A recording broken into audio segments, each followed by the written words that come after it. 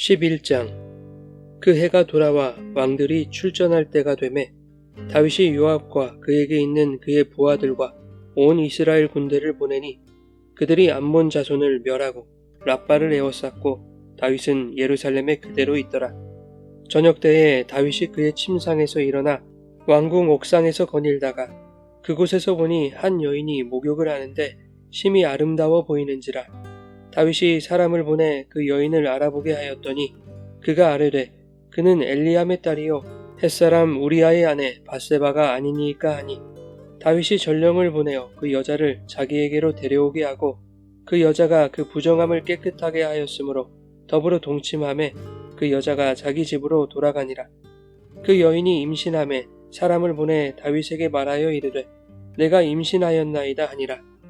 다윗이 요압에게 기별하여 햇사람 우리아를 내게 보내라 하매 요압이 우리아를 다윗에게로 보내니 우리아가 다윗에게 이르매 다윗이 요압의 안부와 군사의 안부와 싸움이 어떠했는지를 묻고 그가 또 우리아에게 이르되 내 집으로 내려가서 발을 씻으라 하니 우리아가 왕궁에서 나가매 왕의 음식물이 뒤따라가니라. 그러나 우리아는 집으로 내려가지 아니하고 왕궁 문에서 그의 주의 모든 부하들과 더불어 잔지라. 어떤 사람이 다윗에게 아뢰되 우리아가 그의 집으로 내려가지 아니하였나이다. 다윗이 우리아에게 이르되 내가 길 갔다가 돌아온 것이 아니냐. 어찌하여 내 집으로 내려가지 아니하였느냐 하니 우리아가 다윗에게 아뢰되 언약궤와 이스라엘과 유다가 야영 중에 있고 내 주 요압과 내 왕의 부하들이 바깥들에 진치고 있거늘 내가 어찌 내 집으로 가서 먹고 마시고 내 처와 같이 자리이까. 내가 이 일을 행하지 아니하기로 왕의 살아계심과 왕의 혼의 살아계심을 두고 맹세하나이다 하니라. 다윗이 우리아에게 이르되 오늘도 여기 있으라. 내일은 내가 너를 보내리라. 우리아가 그 날에 예루살렘에 머무니라.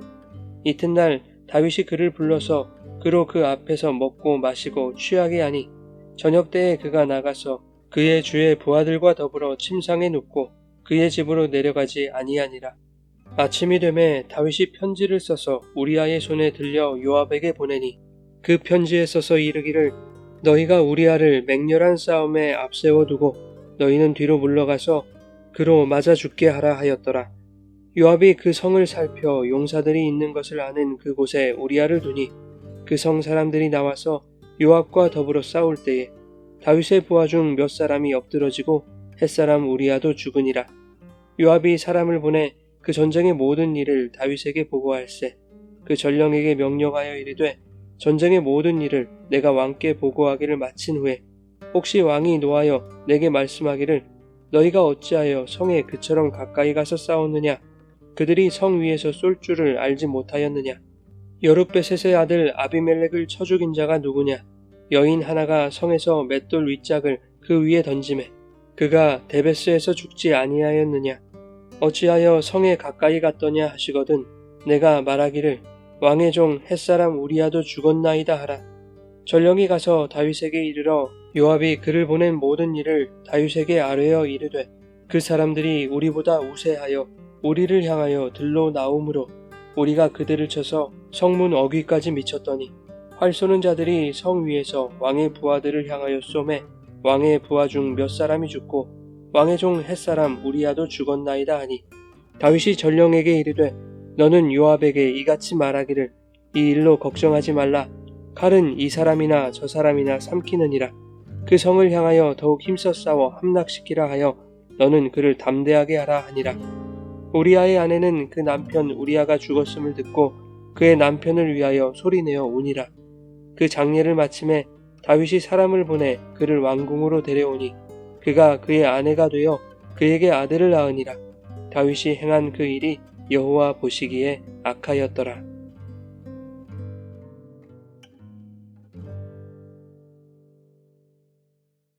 여러분 좋은 아침입니다. 오늘도 말씀의 은혜가 여러분의 삶에 풍성히 임하기를 소망합니다. 본문은 다윗이 우리아의 아내 밧세바를 범하는 장면입니다. 지난 장들에서 살펴봤듯이 다윗이 어디를 가든지 하나님이 이기게 하셨지만 이것이 그의 영적 성숙을 뒷받침하는 것은 아니었습니다. 오히려 다윗의 마음은 점점 하나님에게서 멀어져 가고 있었죠. 그 결과로 나타나는 것이 오늘 본문이 기록하고 있는 다윗의 극악무도한 만행인 것입니다. 본문 1절에 그 해가 돌아와 왕들이 출전할 때가 되었다라고 말하고 있습니다. 이 시기는 우기가 끝나고 건기로 접어드는 때로 원정을 나가기 좋은 전쟁 시즌이었습니다. 이 시기에 왕들은 군대를 이끌고 전쟁터에 나가곤 했습니다. 그런데 다윗은 요압과 이스라엘 군대만을 전쟁에 내보내고 자신은 예루살렘에 남아 있었습니다. 보통은 왕이 출전하는 시기였지만 짐이 곧 국가였던 고대 사회의 특성상 왕의 옥체를 보존하는 것도 중요한 일이었기에 다윗이 출전하지 않은 것에 대하여 일방적으로 비난할 수는 없는 것입니다. 그러나 요압과 이스라엘 군대가 전장에서 치열하게 싸우고 있을 때 국정을 돌보지 않고 태평하게 낮잠을 즐기고 있는 다윗의 안일함은 분명히 비판받아 마땅한 일이죠.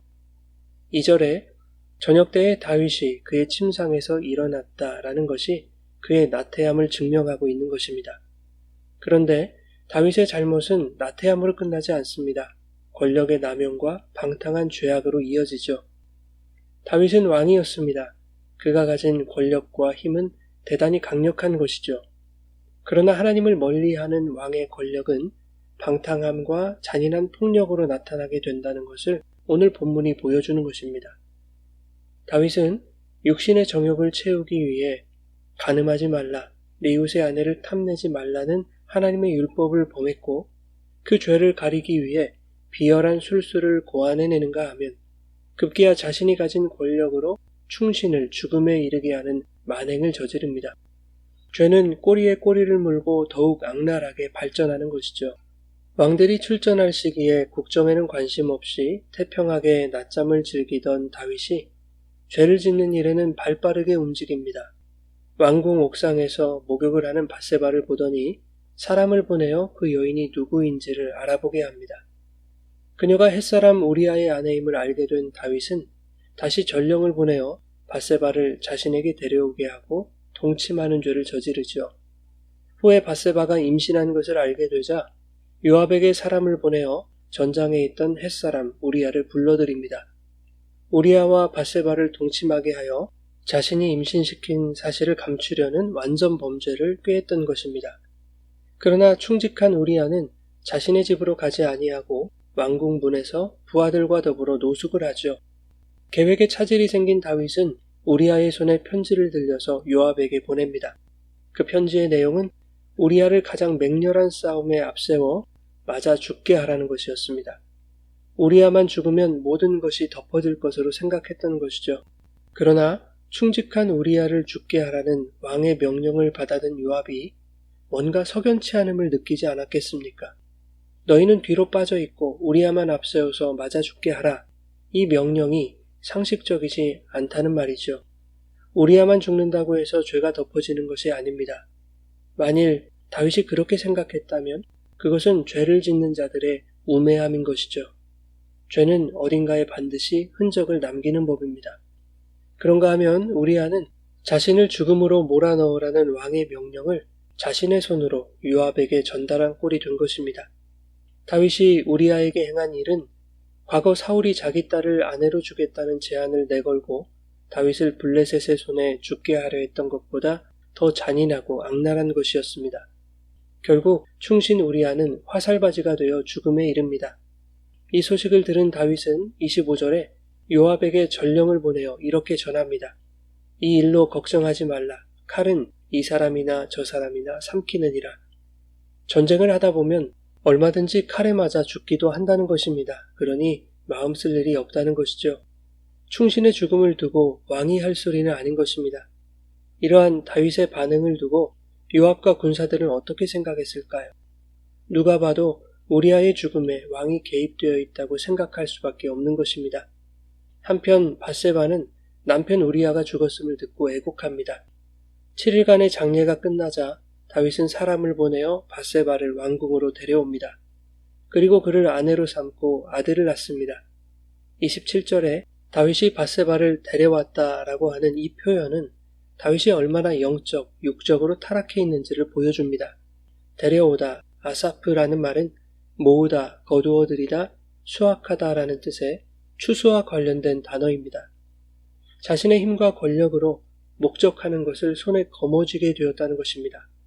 2절에 보면 밧세바는 다윗이 볼 때 심히 아름다웠다고 기록하고 있습니다.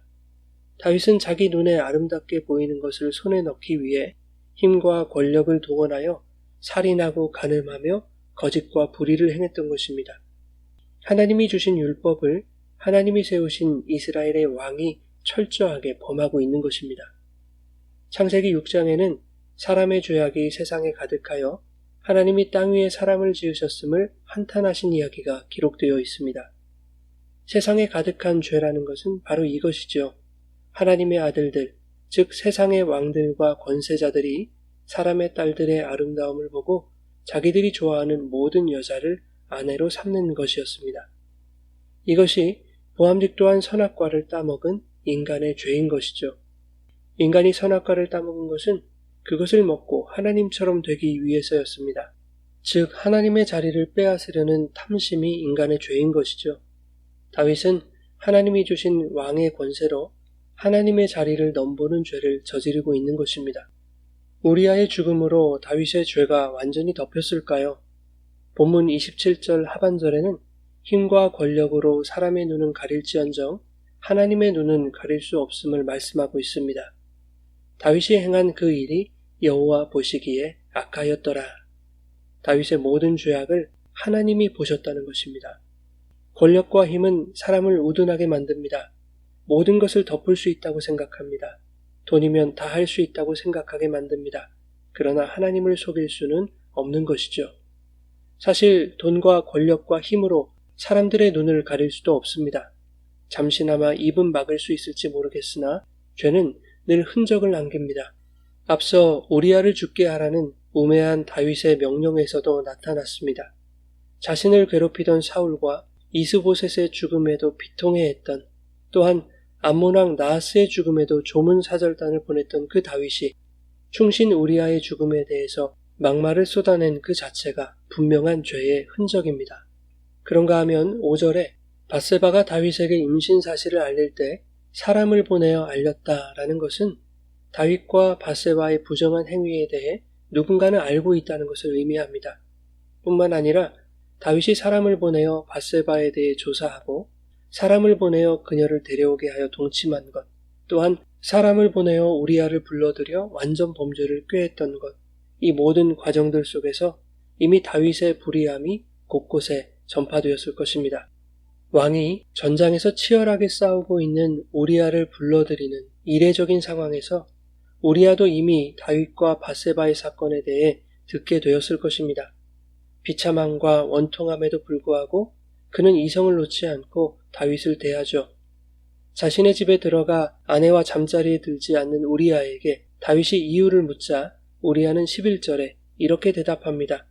이 말씀이 다윗의 근본적인 죄를 지적하고 있는 것입니다.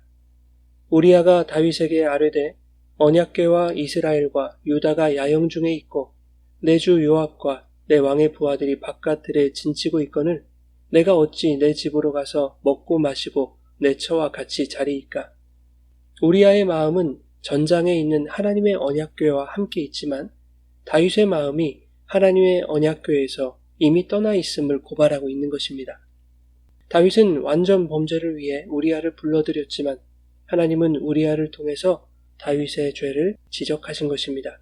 이것이 하나님께서 다윗을 보고 계시다는 증거입니다. 햇사람 우리아는 이방 사람이면서도 하나님을 경외하는 충직한 사람이었습니다. 우리아의 이름은 여호와는 나의 빛이시다 라는 뜻입니다. 다윗의 모든 악행을 보셨던 하나님은 우리아를 통해 어둠 가운데 있는 다윗에게 빛으로 찾아가셔서 하나님을 떠나 있는 그의 죄를 폭로하신 것입니다. 모든 것을 하나님께 여쭙던 다윗이 어쩌다 이렇게 된 것일까요? 하나님의 언약궤, 즉 하나님의 임재를 사모하지 않았기 때문입니다. 그에게서 살인하지 말라, 간음하지 말라, 이웃의 아내를 탐내지 말라, 이 같은 하나님의 말씀과 계명이 사라졌기 때문입니다. 그럼에도 불구하고 하나님께서 다윗을 즉결 심판하지 않으신 이유는 무엇입니까? 바로 하나님의 언약 때문입니다. 하나님이 다윗을 왕으로 세우셨고 그의 나라를 영원히 견고하게 하시겠다고 약속해 주셨기 때문입니다. 우리는 모두 다윗과 같은 연약한 존재들입니다. 하나님의 은혜 없이는 내가 가진 모든 것을 동원하여 불의한 방법으로 자신의 만족과 유익만을 취하려는 죄인들일 뿐입니다. 자신의 불의함을 죄라고 인식하지도 못한 채 온갖 죄를 저지르며 우매한 술수와 거짓과 폭력으로 자신의 허물을 가릴 수 있다고 여기는 자들입니다. 그러한 죄인들이 추구하는 하나님께 복종하지 않는 힘과 권세는 그것을 행사하는 자가 하나님이 세우신 다윗이라 할지라도 죄악과 타락의 동력으로 작용할 수밖에 없으며 그 죄를 인간의 힘으로 감출 수 없음을 본문이 말씀하고 있는 것입니다. 사랑하는 여러분, 여호와께서 모든 것을 보고 계십니다. 오늘도 거짓되고 타락한 우리의 죄된 존재 안으로 성령의 빛이 찾아오셔서 모든 어둠과 죄악을 드러나게 하실 것입니다. 비록 우리가 행하는 일이 여호와 앞에 악한 것으로 드러날지라도 성도가 절망하지 않을 수 있는 이유는 하나님이 교회에게 약속하신 예수 그리스도의 보혈로 오늘도 우리를 덮으셨기 때문입니다. 창세전 언약으로 주신 예수 그리스도의 대속의 은혜에 감사하며 오늘 우리의 마음에 주님의 말씀을 새겨 그 말씀대로 준행하는 순종의 제사를 드릴 수 있기를 예수님의 이름으로 축원합니다.